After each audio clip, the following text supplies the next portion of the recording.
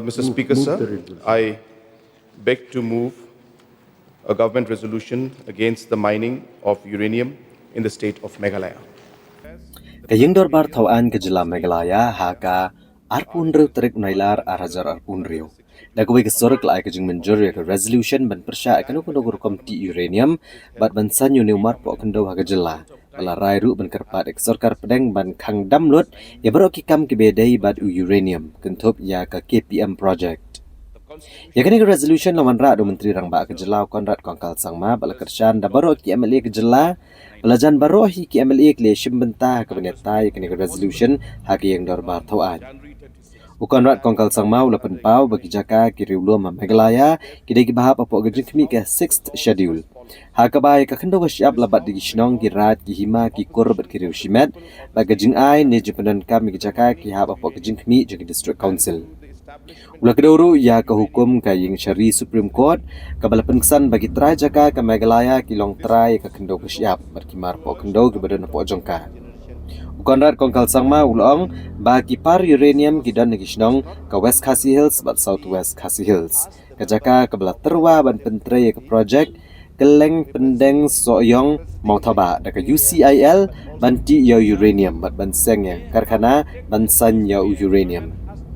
Konrad kongkal sangma ulong bagi Meghalaya kedan bon pa kipar uranium berkikam balale aki sinam balalet ek sarkar India kadai ke bala Pyrshah jor de kipat ba balai i ke jing ta ke jing ti uranium hakeleng ki benta jong keri ke bala ta jor ke kot ke aki brio hajan kipar ulong ba kani kadai ke resolution ke bekong san ba om tang ya menta ndang ke benta ki pateng bandang wan ba de ke we gesur on pa ke kubor ba ke Meghalaya ke Tylli ban Pyrshah ke jing ti uranium hakeno rukom. Land within the autonomous districts is held predominantly under community, clan and individual customary tenure. The allotment, occupation and use of such land falls within the legislative competence of the autonomous district councils under para 3 of the 6th schedule. The transfer of land is regulated by the Meghalaya Transfer of Land Regulation Act 1971. And whereas the Honorable Supreme Court of India in Civil Appeal number 10720 of 2018 in state of Meghalaya versus all Dimasa Students Union, Dima Hassau District Committee and others wide their judgment dated 3rd of July 2019 have clearly held that in Meghalaya the private owners of the land as well as community owners have both the surface right as well as subsoil right, and thus the tribals in the state owned the land and also owned the minerals. Whereas uranium bearing minerals have been identified in Domasiat, Wakin and Lostoin areas of West Khasi Hills and Southwest Khasi Hills district, and the Kelang, Pindeng Soyong, Mautaba and uranium mining project of the Uranium Corporation of India Limited contemplates open cast mining of uranium ore and the establishment of an ore processing plant within that area. Whereas the said area receives exceptionally high rainfall, is too steep terrain and is susceptible to landslides and forms the catchment of streams and rivers on which drinking water, agriculture, fisheries, and livelihood depend over a wide area, and the containment of overburden, mill tailings, and process effluent in such conditions over the periods involved has not been demonstrated to the satisfaction of the affected communities to be capable of assurance. Whereas the people of the state have, through their traditional institutions, the autonomous district councils, student and civil society organizations, and their elected representatives, have consistently opposed the mining of uranium in the state. The free, prior, and informed consent of the affected communities has at no stage been obtained, and no mining lease for uranium has at any time been granted in the state. Whereas the office memorandum dated September the 8th, 2025 of the Ministry of Environment, Forest and Climate Change, Government of India, exempts mining projects of atomic minerals notified in Part B of the first schedule to the Mines and Minerals Development Regulation Act 1957 from public consultation under the Environment Impact Assessment Notification 2006. And whereas the Union Minister of State in charge of the Department of Atomic Energy has stated in Shillong that no decision has been taken on the mining of uranium in the state of Meghalaya, and that matter is under examination. Now, therefore, this House resolves as follows. This House records the opposition of the people of the state of Meghalaya to the mining of uranium and to the establishment of any uranium ore processing facility within the state. This House resolves to urge the Government of India, the Department of Atomic Energy, and the Uranium Corporation of India Limited not to permit, pursue, or undertake any uranium mining operation in the state of Meghalaya, including under the Killing Pindem Soyong Mautaba uranium mining project, and to close any activity related to uranium mining anywhere in the state. The resolution by incorporating one paragraph which will make sure that, as a wise man has once said, some doors are not meant to be closed. They are meant to be welded shut. Those doors require to be welded shut. And to do that, I think it is only important, vital, that we reflect on what we had learned while we were in college. John Seeley had said, political science without history has no roots. History without political science has no fruits. Sir, it is incumbent upon me to draw the attention of this House that we have a peculiar constitutional position as the Khasi community. The 25 Khasi states had acceded to India through the instrument of accession. However, at no point of time had these Khasi states ever signed the instrument of merger. The constitution that we swear by, sir, was adopted in 1949 and was made enforceable from January 26, 1950. But prior to that, between the years 1947 and 1948, 25 Khasi states had acceded to the dominion of India. There is a lot of difference between accession and merger. And I'd like to make a pointed reference to Para 2 of the instrument of accession, which says, and I quote, "With the exception of the following three subjects, all the remaining administrative functions would be common with the central or provincial government under the terms of the standstill arrangement outlined in Para 1 above." What are those exceptions, sir? Excise, forest, land and water rights, and the revenue derived therefrom. This is still a constitutionally valid document, sir. It is not, as has been interpreted, subsumed by the 6th schedule, because the rest of Meghalaya also have ADCs. We have the GHADC, we have the JHADC, we have the KHADC, but in respect of the 25 Khasi states, this was the arrangement, that their powers have been clearly defined, and the exceptions to those powers have also been defined here. Sir. Excise, forests, land and water rights, and the revenue derived therefrom. I must therefore plead with the leader of the House the need that we incorporate this important historical event by incorporating the words, whereas the Khasi states had individually and collectively acceded to the dominion of India by signing the instrument of accession, which stated explicitly inter alia that certain rights shall be retained with them, including excise, forest, and land and water rights, and the revenue derived therefrom. Sir, not even the British had annexed the 25 Khasi states.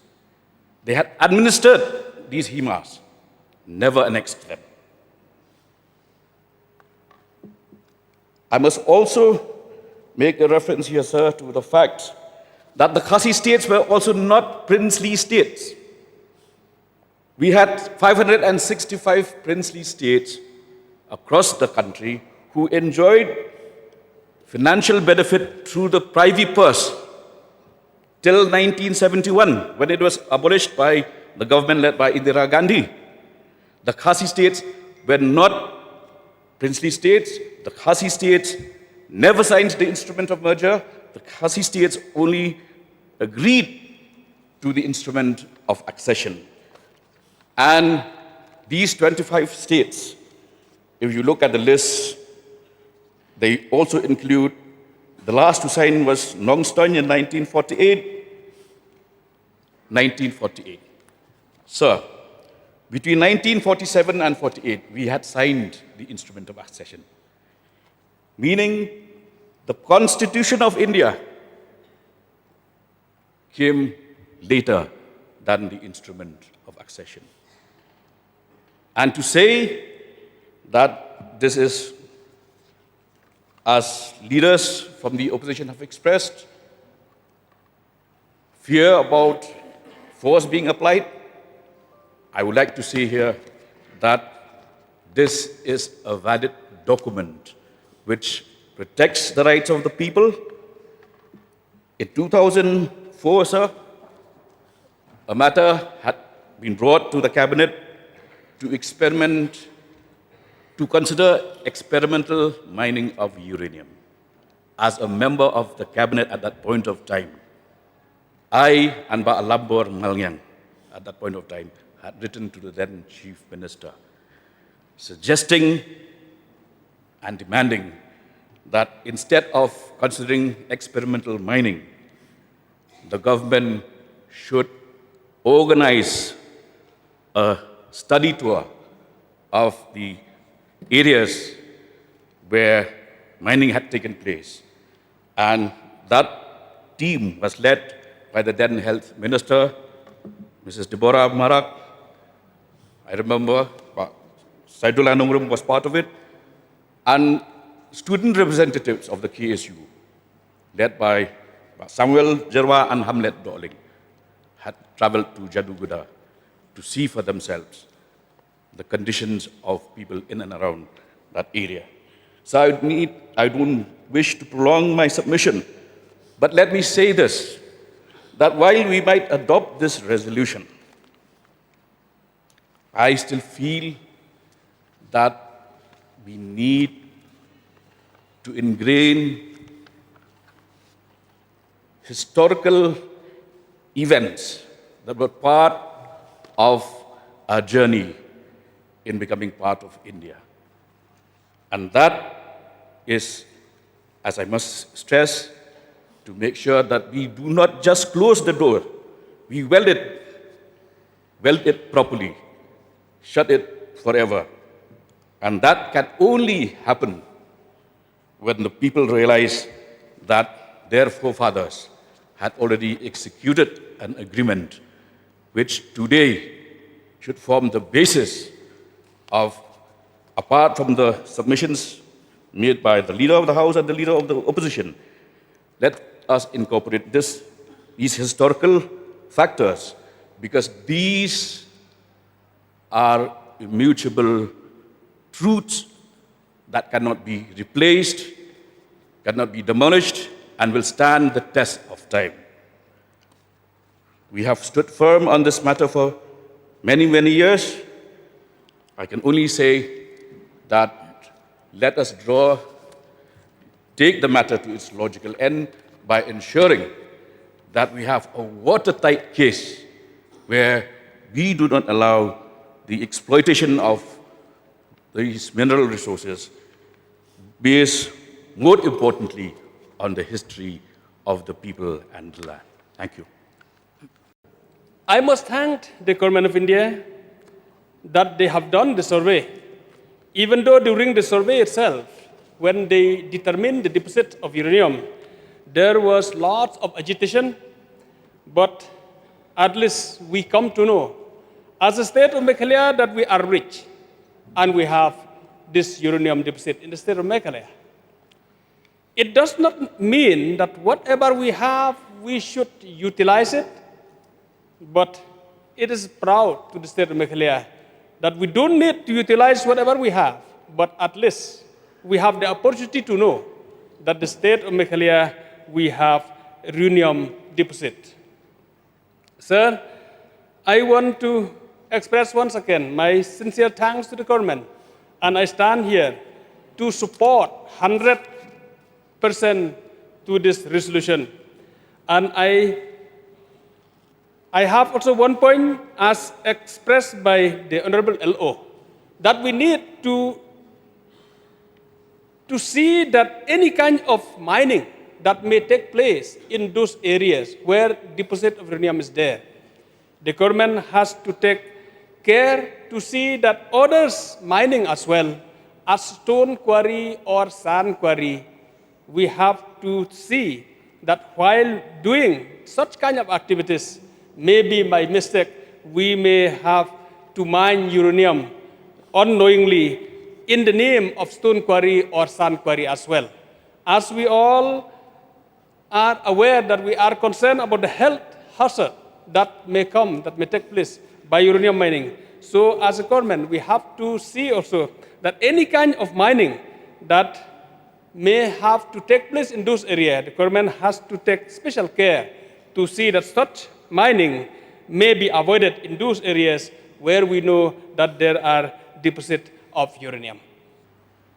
Through this resolution, I would like to make all stakeholders, concerned authorities, and the public aware of my clear and stance of this important issue.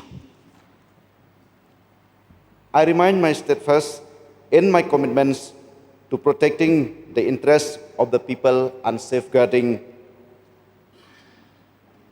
our land, environment, and future generation. My commitment in this cause is not only in my capacity as the member of Legislative Assembly representing the area, but also stem from my involvement as a member of NGOs, where I have had the opportunity to considering the welfare, rights, and oppression of the people. Therefore, I stand firmly with the people, the government, and the concerned stakeholder in opposing uranium mining. For coming together, this shows and reflects the sincerity and the commitment we have and the responsibility, a joint responsibility we have towards the people. So this is a very powerful, very strong message. And in a parliamentary democracy, this is maybe one of the strongest stands and positions that we can give.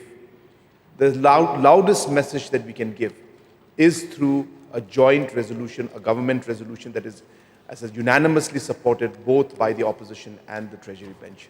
So therefore, I once again thank all the members who have participated and who have supported this particular resolution. Thank you, sir.